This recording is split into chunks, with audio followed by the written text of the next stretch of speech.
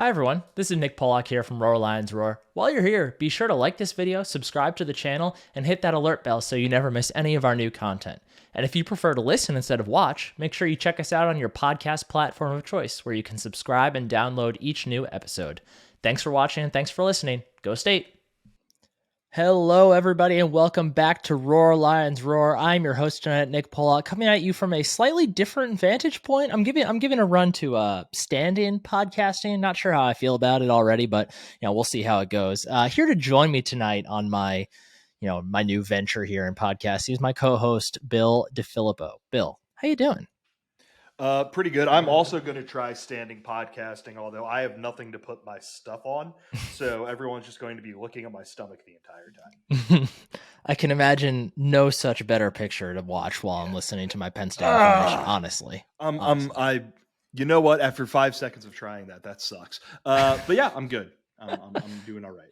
Wonderful. Well, Bill, first of all, apologies to listeners. I know it's been a bit since we've been on here, off season.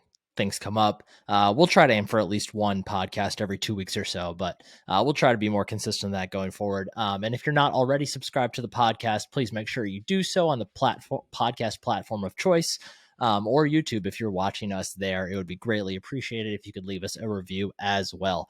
But Bill, we are here tonight to discuss some overdue news for us. I know this is not new news for anyone else who follows Penn State, but it's something we haven't talked about yet.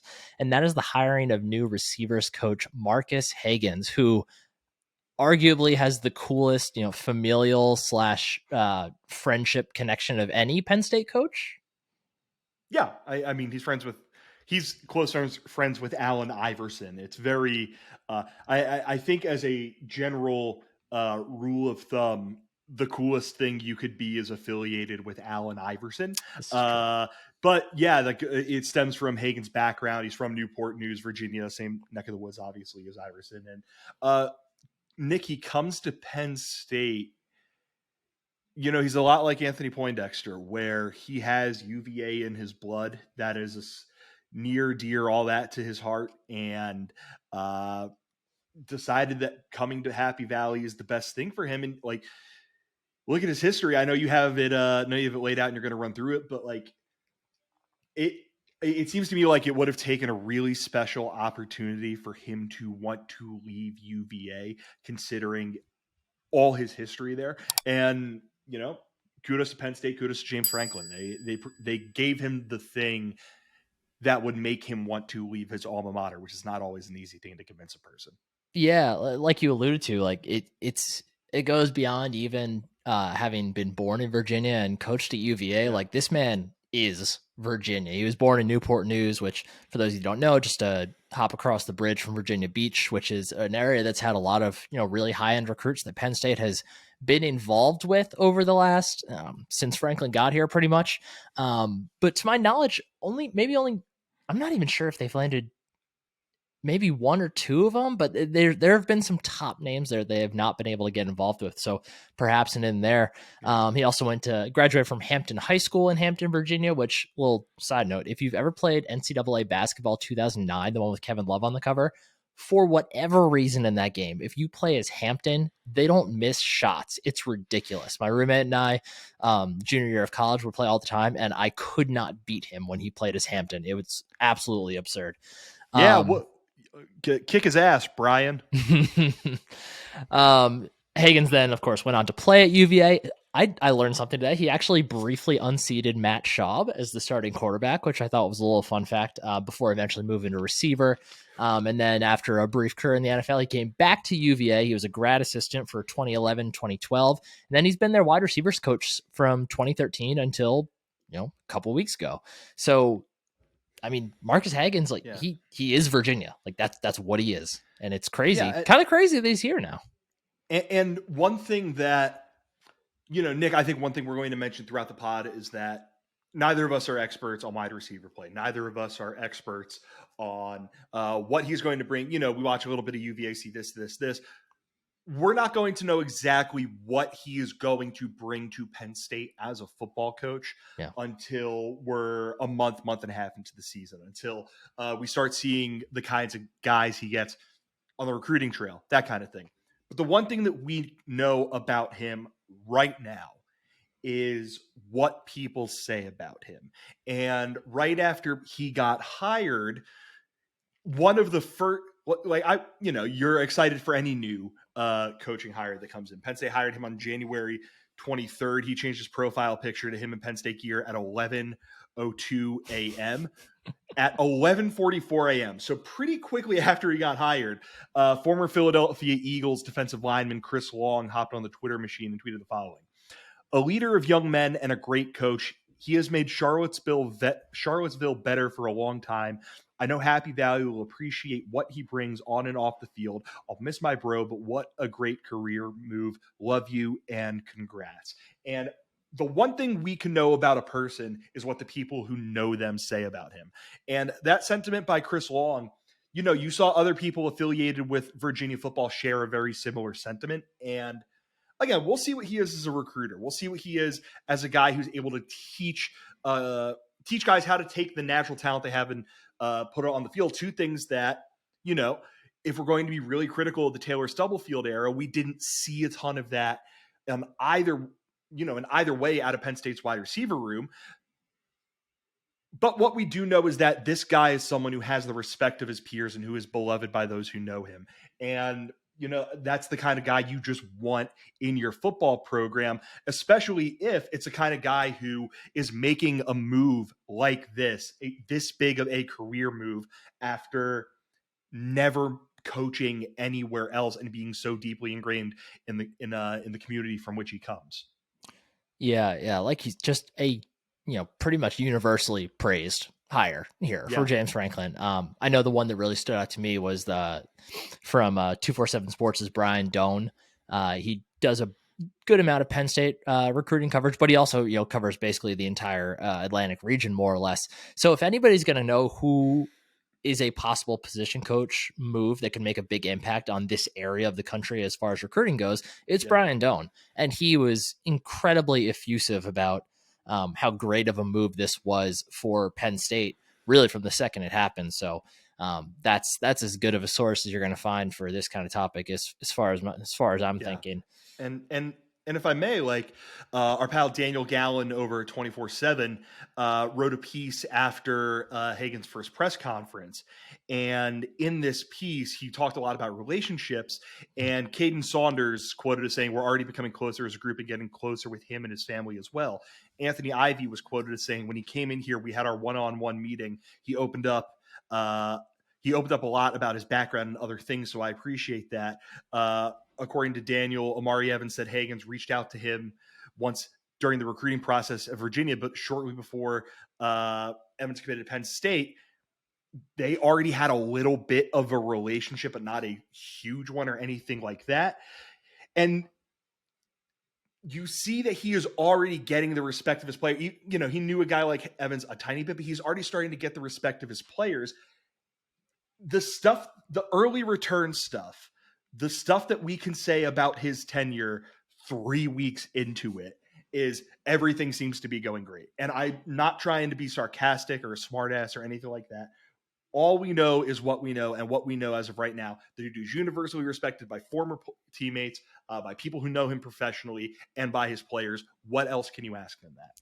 Yeah, and with any new coach coming in, there's going to be some degree of that, right? Because this is all they can do right now is reach out to guys, talk to them, but you can tell the difference in how these quotes come out. It's and from everything we've heard about Hagans is too, relationships, that's his bread and butter, is building relationships with his players and with the kids that he's recruiting. This screams to me like a guy that's going to reap benefits on the recruiting trail because of the relationships he's built with the high school coaches in Virginia and the greater DMV area at large, and really all over. It's not like Virginia's only recruiting Virginia kids after all. So really just seems like a fantastic hire from top to bottom for Penn State.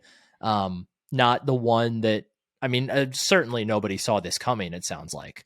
I think if you had asked anyone who even knew Hagans' name beforehand, which for most Penn State fans was probably very few, but really had the look of somebody who could have Mhm. stayed at Virginia forever. I mean, he already had to this point. I mean, we didn't even mention he actually played under Anthony Poindexter when he Yeah. was a player at UVA, and his son, I believe his son's middle name is Dex after Coach Yeah. Poindexter, which is pretty amazing.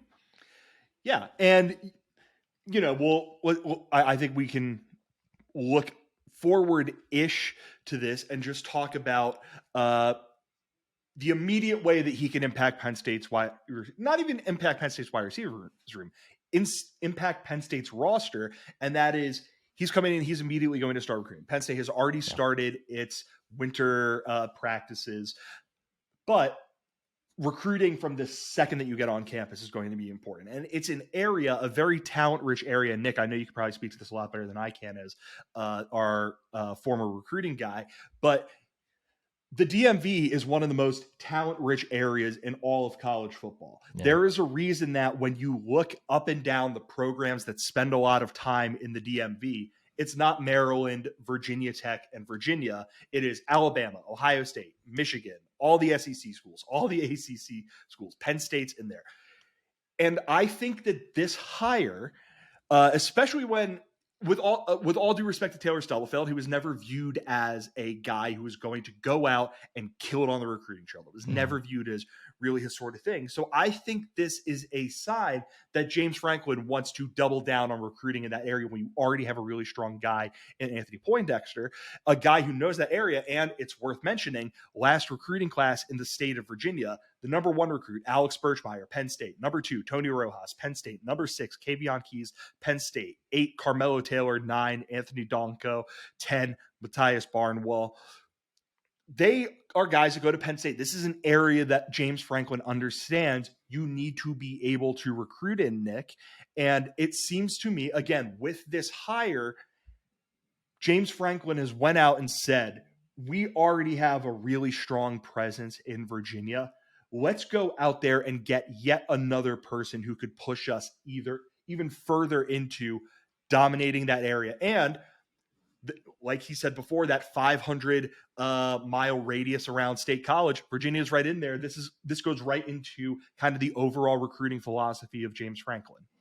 Yeah, and I'm glad you specifically mentioned the other schools that typically come into the DMV, because it's the DMV isn't important to Penn State recruiting just because of its proximity to Pennsylvania. It's important Mm-hmm. because it produces just a ton of talent, and you're Penn State. You're going to be able to win battles with some regularity in there, regardless of who is in those position coach roles, just because of who you are and the proximity to home and all that stuff. But if you can dominate that region, like especially if you're doing that by taking guys away from the Ohio States and the Alabamas and the Georgias, that is massive, both in terms of who you're getting and who you're not allowing to go to the schools that you're striving to see yourself as competing against. So yeah, I love that. I love that point about how it's wanting to take that step from knowing you can do well in the DMV to moving closer to wanting to dominate the DMV. And it's not, Right. that's not to say that like Penn State's going to all of a sudden start getting any kid they want from the DMV area, or because that's just not true of anything. They can't get any kid they want from Pennsylvania, like no strings. Like there are always extenuating circumstances that color any recruitment, but it definitely puts them in a better position to get the marquee talents from these regional areas that Penn State just has to be a Yeah. major force in. Yeah. And we don't totally know what he is as a recruiter. Right. And it's worth mentioning that because UVA is a really hard school to recruit at. It is an excellent, excellent school. It's one that they care about football, but they're not all in on football like a lot of other places are. We don't Yeah. know kind of the things he's pushing up against. I'm looking at his 24/7 page and the commits that he's landed. Got a 4-star receiver to go named Dakota Twitty from North Carolina. He's the highest rated wide receiver recruit that UVA has ever gotten. He was number 309 player in the class of 2022. So now you have to hope that he is able to take what kind of whatever ability he's built up to get kids to a school like Virginia and start to apply that to Penn State. And you see his understanding of how important relationships are and how kind of big that is to getting a kid comfortable to committing to your school. That's a good start. Again, we will have to figure things out as they go along. You look in the state of Virginia in the class of 2022, two of its top six recruits, Keelan Adams and Chance Wiggins, are 4-star wide receivers. Hopefully he helps with that. Hopefully he helps with other kids who are from the area or might be a wide receiver recruit who isn't from the area. Just a lot of unknowns right now, but it's in those unknowns on the recruiting trail that this is an exciting hire. And then, Nick, you have to hope that some of the production that his guys have had under him in college are things that, okay, you're doing that with a 2-star, a 3-star, a low 4-star, whatever that might be. Hopefully now you can come to a place like Penn State and say, the things that I have learned on how to get the best out of a kid, I'm now going to apply them to kids with more talent. And, knock on wood, they end up paying off in the long term. Yeah. And, if we, like you said, like I totally agree. We don't know exactly what he's going to be as a recruiter at Penn State. We don't know what he's going to be as a teacher, but and it's easy to say like he stuck around at UVA so long because he's a UVA guy through and through. Those recruiting relationships are important, but he also stuck around under 3 different head coaches. So 3 different head coaches looked at what he did and what he was doing and decided, I need to keep you here. In a role that a wide receiver coach, like that is not typically the kind of role that you would expect necessarily a new coach to keep the incumbent guy on, because it is such a, especially now in college football, like it is, you need to be able to recruit at that spot because wide receiver talent runs the day right now in college football. It's probably I don't know. I mean, just look at what Ohio State does with the way that they are getting receivers and the way they are churning them into NFL talents is like that's college football right now. I live in Columbus, brother. But looking to move, although I guess I don't know if where you're moving is still Columbus. Yeah, it's we're I'm staying local. Okay. Well, that's good. It's good to have someone on the inside, I think. Yes. Yeah. So, and to your point about the relationship, like obviously we know him and we know that he can build those relationships in Virginia, but being able to build relationships with people is not a regional specific skill, right? Like if you understand how to build relationships, you can build relationships with most anyone. So it's not like Penn State is bringing him only for those specific existing relationships. James Franklin is trusting him to go out wherever he sends him and be able to connect with people, whether it's coaches or kids or whoever, and build something that lasts and hopefully leads to some great new commitments to come in for Penn State and hopefully can lead to some great teaching. And I like what you said about what he can do. It's the whole thing when you take a coach from a smaller school up to a bit, well, not smaller, but a lower level of competition up to a higher level of competition. And it's really similar to what we were talking about with Phil Troutwine just a couple of years ago. Like we were looking at what he did at Boston College and saying, wow, well, if he's pumping out I think he was 4 out of the 5 starters on his last offensive line, earned all ACC at one point. And we're saying if he can do that with the kids that BC is recruiting, well, what's it going to do with the kids that Penn State's recruiting? And it took a couple of years. Offensive line is a bit different, but now we're seeing the rewards of giving a guy that what he can do with lesser talent. Let's see if he can level it up with, greater talent. And honestly, I think we can expect to see a lot of the same for Hagans. Yeah, and this is where, Nick, we're going to get to the part where we talk about what the guys do as a coach and what we know about him as a coach. And what we know is, 1, what you mentioned, and 2, I said before we started recording that in my looking stuff up for this, I saw a stat that really surprised me. The University of Virginia is not exactly known as a place where you go if you want to get to the NFL. Right now, there are 1, 2, 3, 4, 5, 6, 7, 8, 9, 10, 11, 12, 13, 16 former UVA guys who are currently in the NFL. 16 who are currently in the NFL. Honestly, it's probably kind of more than I would have guessed, really. Yep. 3 of them, Rashawn Henry, Joe Reed, Olamide Zacchaeus, are wide receivers. Reed and Woods, apologies, Henry and Reed are futures guys with the Chicago Bears and the Atlanta Falcons. Zacchaeus is a nice player for the Atlanta Falcons. 3 wide receivers in the NFL is the exact same number of wide receivers that Penn State currently has in the NFL between Dan Chisena, Jahan Dotson, and Allen Robinson. So, whoa, what about Chris Godwin? And Chris Godwin, so 4, apologies. Okay. This guy knows how to send kids to the NFL, and he knows how to send kids to the NFL from a school that is not necessarily good at producing pros. He knows how to take the talent that he is given. You look at them as recruits. Henry started at St. Francis as a 0-star recruit. Reed was the number 126 wide receiver in his class. Zacchaeus came in as an athlete by his composite rating. He was the number 813 player in the country. Reed was the number 670 player in the country. They went to UVA. They played under Marques Hagans, and they got to the NFL. Zacchaeus in particular was an outstanding player, 250 receptions, 2,753 yards, 22 touchdowns during his time in college. This is the one thing that we can say about him, no doubt right now, Nick, and it is that he has a track record of getting talent out of kids, of helping develop kids and turn them into the guys who can go to the NFL. And you look through Penn State's current wide receiver room. I'm not going to sit here and say it's like filled to the brim. You know, it's not Ohio State. It is not Ohio State's wide receiver room. And that is okay. Mm-hmm. There is still talent here. There is a good amount of talent here. It's a lot of high 3, low to mid 4, and then, you know, like a guy like a Caden Saunders in their talent. And now they have a guy. I think you would agree with me that last year's wide receiver room seemed like a bit of a disappointment in terms of being able to get production out of the guys who weren't known commodities. Mm-hmm.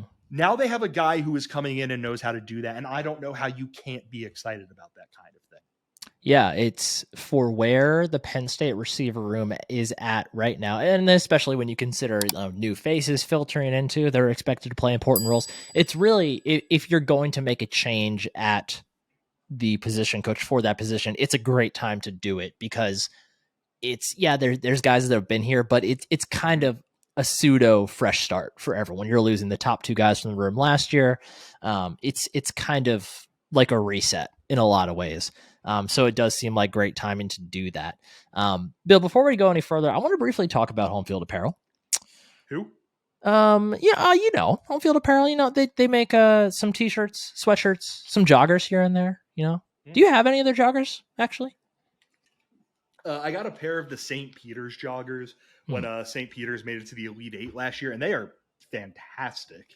I need a new pair of joggers. I was looking at those the other day. I need to figure out which ones I want though. Real good. Yeah. I was also looking at, I realized there's a severe lack of crew necks in my wardrobe right now. And my wife has the Penn State one. And even just when I take it out of the washer, it's real comfy. So very soft. I might have to pull the trigger on that. But if you're listening to this, Home Field Apparel, the time they spend digging through yearbooks and old material to find unique designs that resonate with you as a fan of your school, stuff that you won't find anywhere else. You know how incredibly comfortable their stuff is. You've worn it before. The t-shirts, cotton soft, much like those of the now defunct Roar Lions Roar store. The crew necks. You heard about the joggers here from Bill. They just make wonderful stuff. They're wonderful people. We love working with them. They're great partners for the podcast. And, if you happen to be one of those very strange people out there who is a Penn State fan and also a fan of another school in the Big Ten, you don't totally make sense to me, but, Home Field did just drop a whole bunch of new apparel for, who was it? Michigan, Ohio State? I don't acknowledge other schools. But they did drop a whole bunch of new gear for other schools if you are so inclined to look for that. But they do have some wonderful Penn State gear as well that is well worth your time checking out. And if you have never bought from Home Field before, you are in luck, because if you use the code ROARLINES, ROAR, all caps, all one word, at checkout, you can get 15% off of that first order. And that ends up being pretty significant, because once you start putting stuff into that cart on Home Field, once you just start clicking around, you're not going to stop putting stuff in that cart. And that 15% is going to end up being quite a hefty chunk off of your final Not bill. cheap. Not cheap. Not cheap. But well worth it. It's well worth it. Yeah, so but we're here to help with that. Yeah. So if you have not before, go ahead and visit Home Field for the first time. Use that code 15%. Use that code ROARLINES, ROAR, all one word, for 15% off of your first order. Check out the Penn State stuff and everything else they have in stock. It's well worth your time. Bill, you alluded to this just a few minutes ago about a conversation we're going to get more into now. And we're going to move away from Marques Hagans specifically here. And I just want to spend a little time talking about, position coaches in general, because we talk a lot about, when hirings happen, when firings happen, we talk a lot about them, in terms of recruiting and stuff like that. But I think it's a fair question to ask, in general, like, how much do they really affect kind of the day to day around any given program? Like, we see guys like Brian Hartline at Ohio State, or Terry Smith here at Penn State, or oh my goodness, I'm totally blank. Elijah Robinson down at Texas A&M, like guys who seem to be a cut above the rest when it comes to recruiting and development. But in a general sense, like, do you think that we maybe sometimes overrate the impact that these guys have to a certain degree? Yeah, absolutely. And I mean that from this perspective.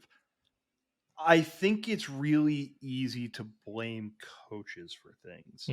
And what I mean by that is it's really easy when Sean Clifford holds on to the ball a little bit too long and gets sacked to say this is Phil Troutline's fault for calling the let Sean get sacked protection. Yeah. It's very easy to say that when the defensive line isn't getting home nearly as much as you want, it's on John Scott for not saying to them, all right, fellas, let's get a sack on this play.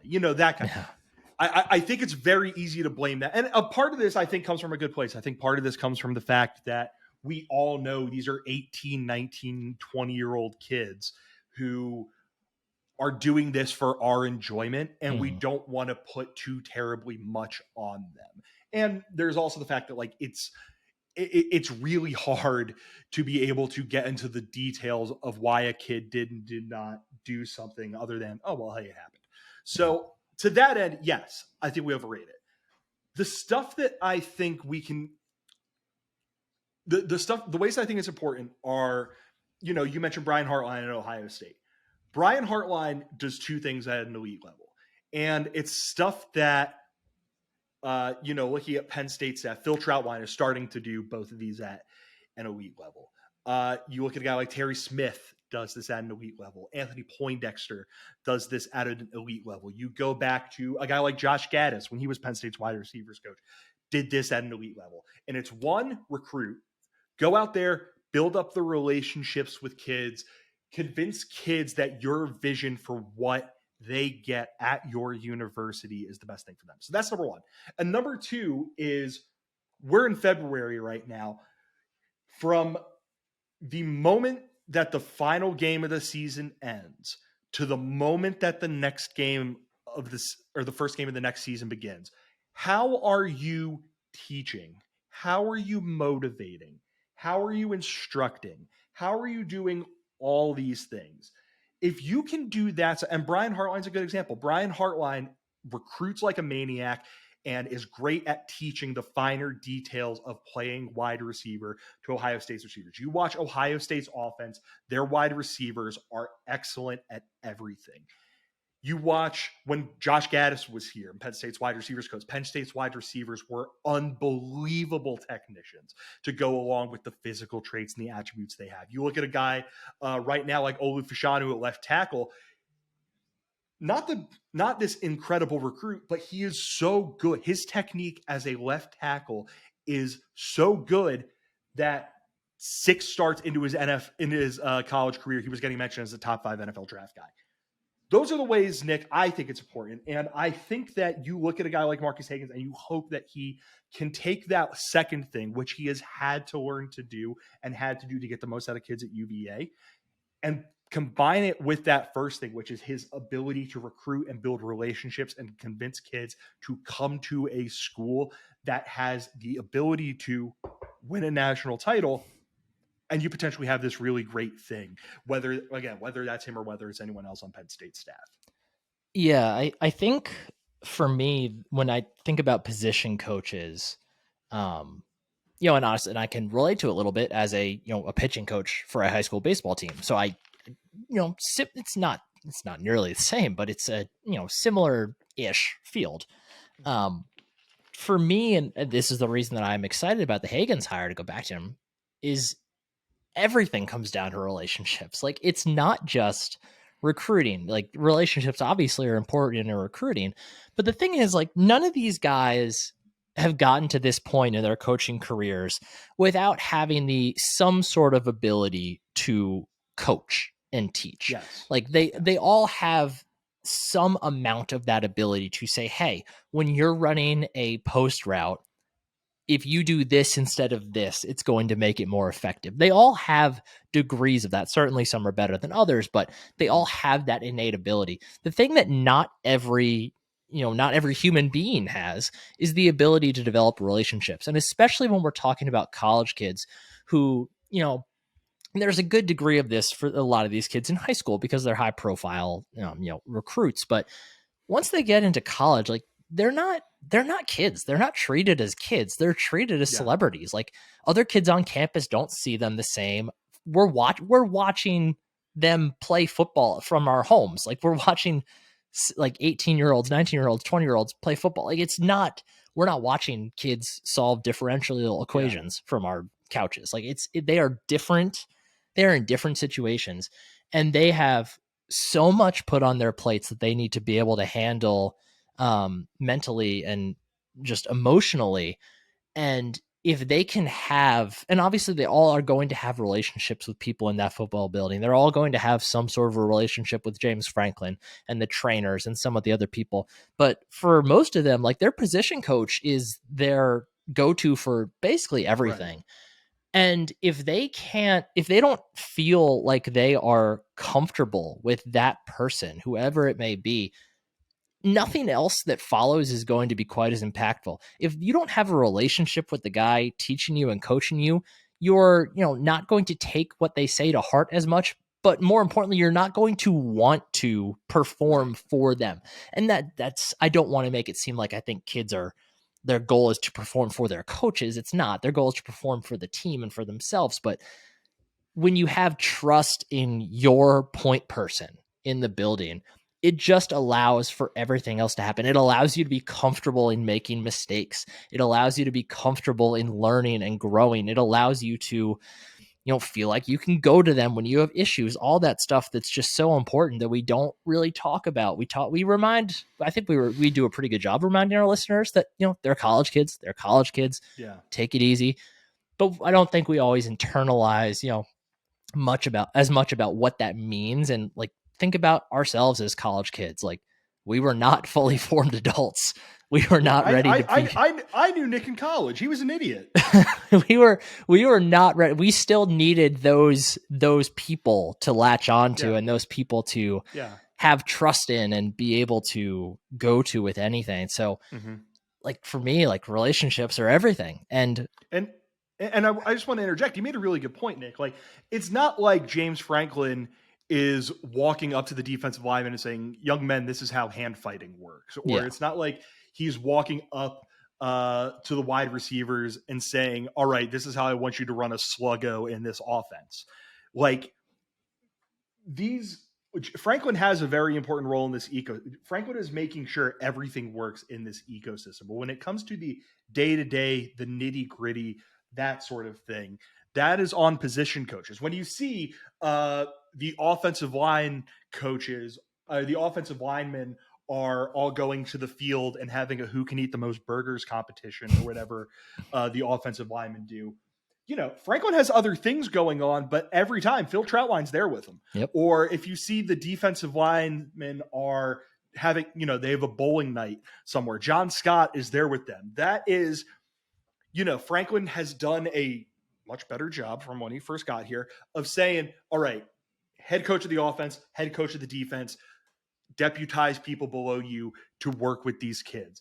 And that is, like you mentioned, Nick, I mean, you know this a little bit better as someone who does some coaching in your in your non-podcasting career.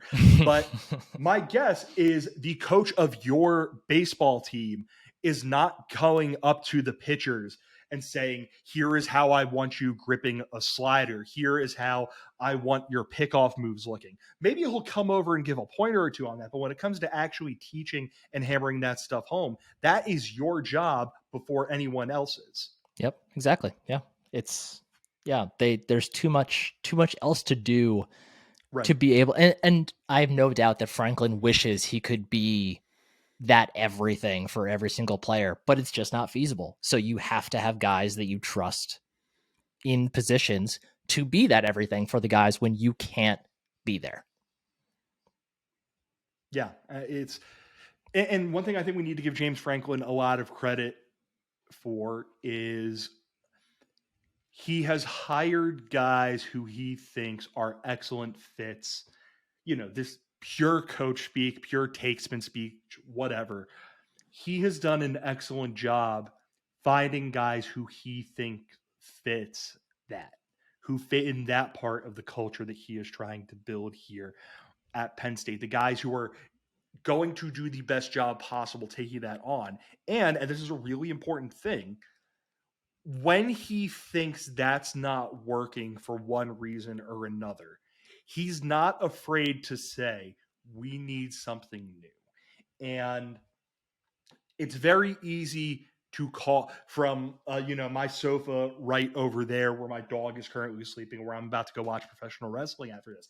It's very easy for me behind a Twitter account or on a podcast to say, this person needs to go, without considering everything else that goes into that, both from the sheer football perspective of how he's doing his job, where in his process is, all of that, and what it means for his relationships with his players, with his other coaches, with his family, all these sorts of things.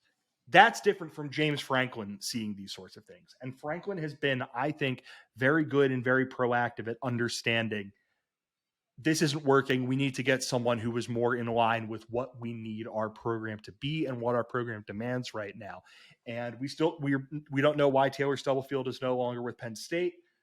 We can guess all we like, but if he's gone, it is because I would presume Penn State needed James Franklin thought Penn State needed to do something, get something new in, and act quickly to get a guy who is the perfect fit for the culture he's trying to foster. And, again, knock on wood, hopefully he did that.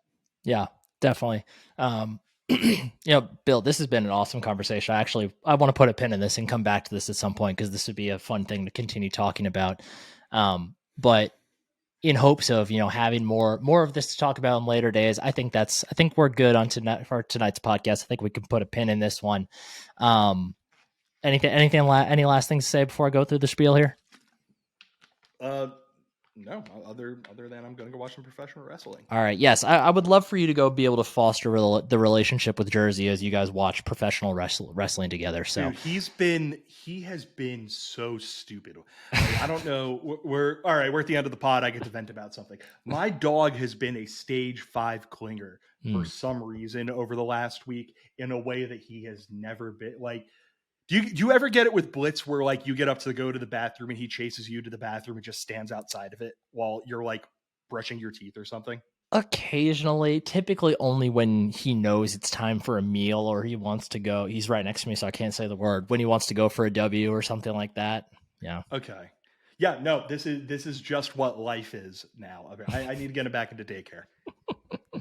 Well, I wish you all the best with unclinging jersey to a reasonable degree. Like, we don't want to Yes. uncling them Yes, completely, yes. but Yes. yeah, this is a great episode. Thanks everyone for listening. If you have not had a chance to subscribe and leave us a review on Apple or Spotify, wherever you listen, please go ahead and do so. That'd be greatly appreciated. And if you could also subscribe and hit the alert bell on the channel on YouTube, also greatly appreciated. We always get some fun comments from opposing fans in there. Hopefully we got some Virginia ones on this one. I'll tag Virginia in it. So hopefully we'll get some, firsthand accounts of what former fans saw under Marques Hagans down there. So, once again, thanks for listening. This was a lot of fun. We'll be back hopefully within the next week, definitely within the next 2. But for my co-host, Bill DeFilippo, I'm Nick Pollock. Thanks for listening. Go State.